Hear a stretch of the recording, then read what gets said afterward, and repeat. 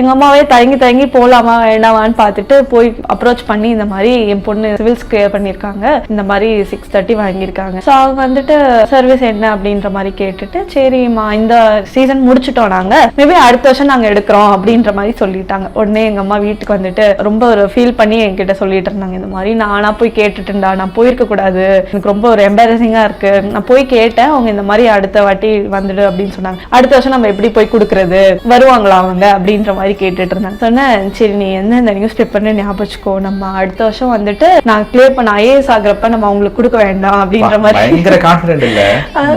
சும்மா ஒரு இதுக்கு. But I had an idea like I should கிளியர்ன்ற மாதிரி. ஸோ நம்ம கொடுக்க வேண்டாம் அப்படின்னு எங்க அம்மா அப்பா சிரிச்சுட்டு விட்டுட்டாங்க. ஸோ நெக்ஸ்ட் இயர் கரெக்டா நம்ம அப்படி கிளியர் பண்றப்போ கால்ஸ் வருது, நீங்க கொடுக்குறீங்களா சரிங்க ஒன்றும் ப்ராப்ளம் இல்லை சொல்லிட்டு கொடுக்குறேன் அப்படின்னு சொல்லிட்டு வச்சாச்சு. தென் அம்மா கால் பண்ணி ஞாபகம் இருக்கா உங்களுக்கு அந்த நியூஸ் பேப்பர் சொன்னாங்களா, அவங்க கால் பண்ணி இன்டர்வியூ கேட்கறாங்க, இப்போ நீங்க சொல்லுங்க கொடுக்கலாமா அப்படின்னு சொல்லிட்டு நினைச்சேன். பிள்ளைங்களை இப்படி கொண்டு வரணும் போகணும் நினைச்சேன். வெளியே சொல்லக்கூடாது, அது நடக்கிறப்ப நடக்கட்டும் அப்படின்ற அந்த ஒரு இது இருந்தது எனக்கு. நான் பெரும்பாலும் வெளியே சொல்லிக்க மாட்டேன். ஆனாலும் நியூஸ் பேப்பர்ஸ்ல அதுக்கு முன்னாடி கிளியர் பண்ணவங்களுடைய பேட்டிலாம் வரும், தினத்தந்தியில அப்பப்ப வரும். அது நான் இவங்கிட்ட இங்க பாடுறேன் அப்படிலாம் வந்திருக்காங்க.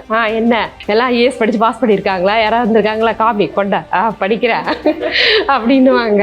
அதனால சின்ன வயசுல இருந்து ஆனா அந்த ஒரு இது அந்த ஸ்டோரியும் தெரியும். நீங்க போய் ஒரு ரிப்போர்ட்டர் கிட்ட கேட்டதாகவும் அதுக்கப்புறம் நீங்க அந்த பேப்பர் நோட் பண்ணி வச்சுக்கோங்க, இன்டர்வியூ கொடுக்க மாட்டாங்க. இவங்க குழந்தையா இருக்கிறப்ப ஸ்கூலிங் படிக்கும் போதே சொல்லிட்டாங்க, காலேஜ்லாம் நீங்க மெரிட்ல சீட் வாங்கி படிச்சா படிங்க, இல்லாட்டி விடுங்க. நம்மள செலவு பண்ணிலாம் நம்மளால படிக்க வைக்க முடியாது. உங்களுடைய திறமைய நீங்க மெரிட்ல வந்தீங்கன்னா நல்ல காலேஜ் இடம் கிடைக்கும், படிக்கலாம் அப்படின்னு. அதனால 3 பேருமே நல்லாவே படிப்பாங்க.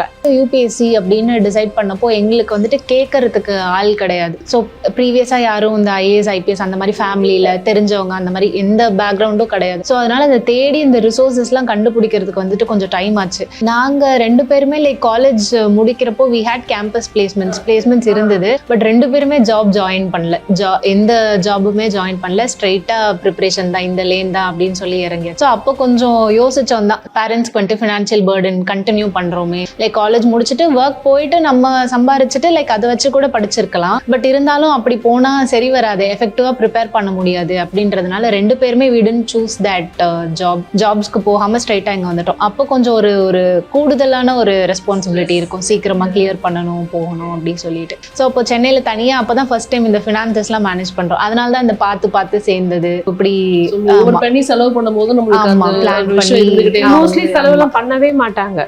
ட்ரெஸ்ஸிங்ல இருந்தாலும் சரி, காஸ்மெட்டிக்ஸ்லாம் இருந்தாலும் சரி, இப்பதான் ஏதாவது யூஸ் பண்றாங்களே தவிர அதுக்கு முன்னாடி எல்லாம் நார்மலா என்னவோ அதுதான். ட்ரெஸ் கூட காஸ்ட்லியாவே எதுவுமே எடுக்க மாட்டாங்க. நாங்க என்ன பர்ச்சேஸ் பண்ணி தரோமோ அதுதான்.